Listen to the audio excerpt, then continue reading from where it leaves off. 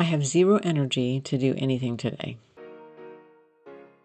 The universe isn't just out there, it's interacting with you. Claim your power by embracing the unknown. This is Tracy with Tracy Talks, and I'm here to ignite your curiosity. Don't just listen, embrace it. I'm having an issue with my well pump.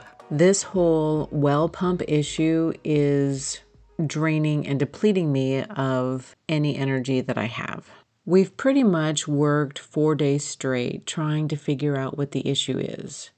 I currently have a call into a local company, and now we're playing the waiting game. We have tried every possible solution that we could think of, but at this point, we're just kind of guessing at what the true issue is. If anyone isn't familiar with a well, there's a couple of different kinds of wells, but there is a submersible and a sand point well. Ours is a sand point, and so the motor is 7 feet underneath the ground. It's in this big hole, and then we don't have an actual house. A lot of people have a well house that is covering the hole in the ground and all of the mechanical equipment needed. We have a lid that fits over the opening. Well, we had been working on it yesterday. I had left the lid off the day before, assuming that it wasn't going to rain last night. I woke up at 3 a.m. to pouring rain, at which point I realized I did not take the ladder out of the hole, and I did not cover the hole. A little bit of moisture isn't going to probably do much damage, but several inches, I just don't know at this point and didn't want to risk anything. I woke up out of a dead sleep and realized that I needed to go out there and pull the ladder out and put the lid back on the hole. I'm looking for clothes. I just run out there. I find my big insulated muck boots. I threw a jacket on to try to keep some of the rain off of me. It was literally pouring down. There were puddles everywhere. I am running out at 3 a.m. in the morning with the lightning, with the thunder, with the wind, with everything going on. And I pull the ladder out and I go back out to cover up the hole. I don't know how much rain we had already received at that point, but this morning we had 2 inches, which wasn't really a lot of rain, but still. At this point, I didn't want my lackadaisical approach to just leaving it open to damage anything else. Almost picture that scene from Twister where Helen Hunt's character is running around in the storm trying to pick up all of the little plastic balls that have the sensors in them. That was literally me, except it was 3 a.m. in the morning and pitch black outside. It was crazy. I'm really not a person that likes to have the conversation of, what else can happen? Because I don't want to jinx anything. I don't want to tempt fate and have the universe say, well, you ask, so we're going to deliver. The reality is this whole situation of not knowing where the issue is and not being able to fix the issue and then just not having running water, it is a real problem.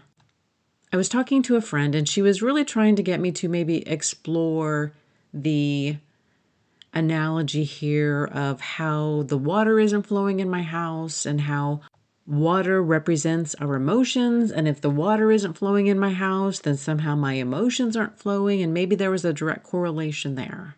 I don't know. At this point, I think it's even deeper than that. My whole schedule has been disrupted.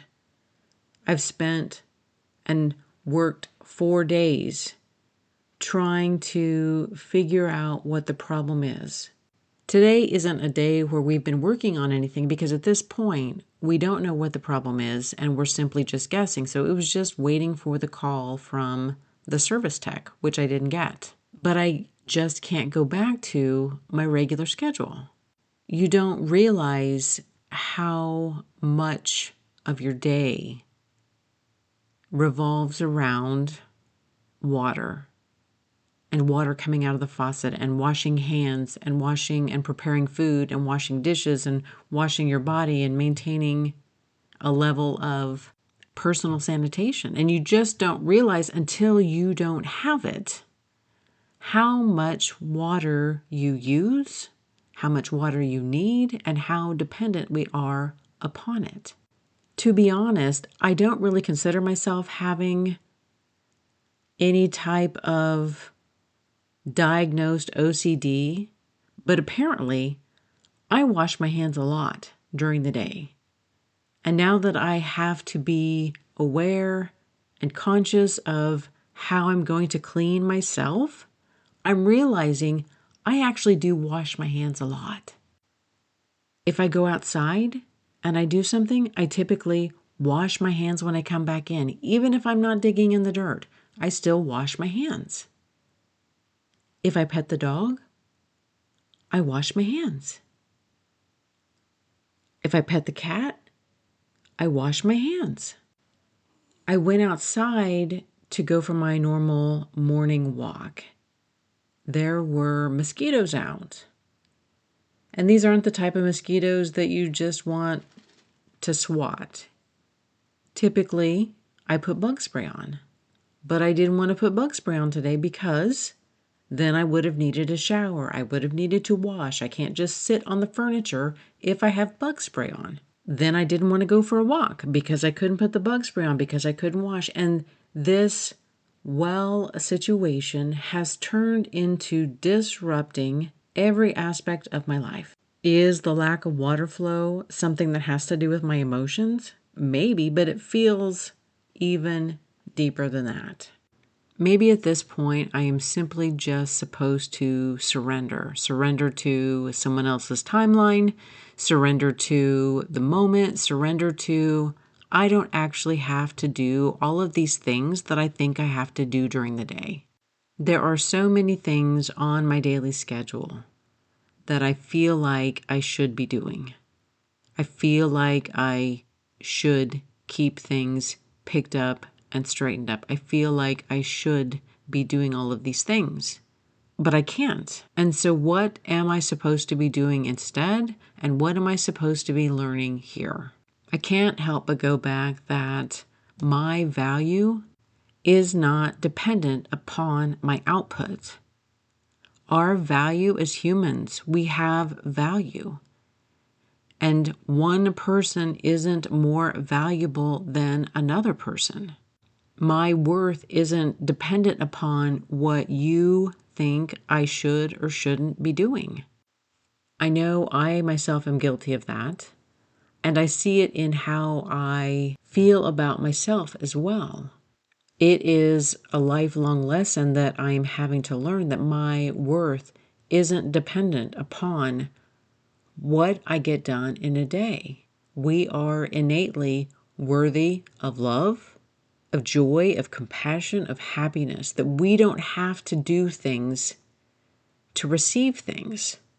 We don't have to check off boxes to feel valuable. I don't have to behave in a certain way to be valued. I don't have to do things in a certain order to be valued. Simply me showing up, being the best version I can be in the moment is good enough.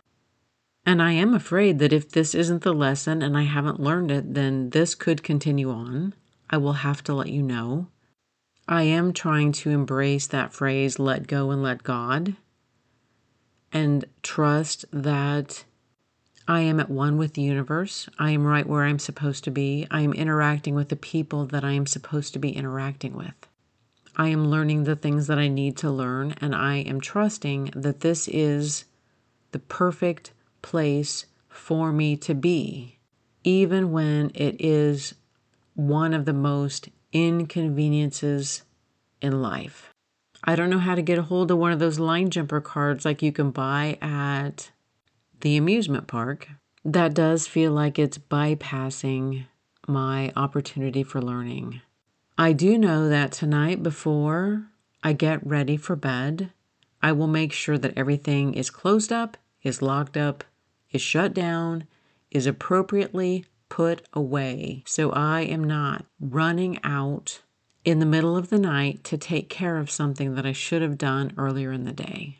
Everyone said, move home, it'll be fun, move home, you'll be closer. I don't think they meant like Little House on the Prairie fun, but at this point, it's feeling pretty similar. Hopefully this will be over soon and I can get back to my schedule.